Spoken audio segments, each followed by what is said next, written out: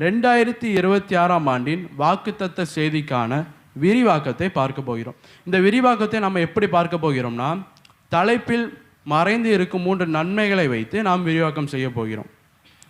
இந்த உன்னதமான தேவனுடைய ஆசீர்வாதம் ஆபிரகாமுக்கு இருந்ததுனால அவருக்கு சகலமும் சாதகமாக நடந்து முடிந்தது. 1 நாளாகமும் 16ஆம் அதிகாரம் 12ஆம் வசனம். இதில் என்ன சொல்லப்பட்டிருக்கிறது என்றால், ஆபிரகாம் சிறு கூட்டமாக இருந்தாலும் அவர் போன இடத்திலெல்லாம் யாரும் அவருக்கு விரோதமாக எழும்பவில்லை. விரோதமாக எழும்பினவர்களை தேவன் சாதகமாக மாற்றினார். இதற்கு ஆதாரமான ஒரு பகுதி என்னன்னா, ஆபிரகாம் ஐயா பற்றி நம்ம எல்லாருக்கும் நல்லா தெரியும், அப்படி தானே? அவங்க தன்னுடைய சொந்த தேசத்தை விட்டு தனக்கு வாக்குத்தத்தம் பண்ணப்பட்ட கானான் தேசத்தை நோக்கி பயணம் பண்ணுறாங்க. கானான் தேசத்துக்கும் வந்து சேர்ந்துட்டாங்க. கானான் தேசத்துக்கு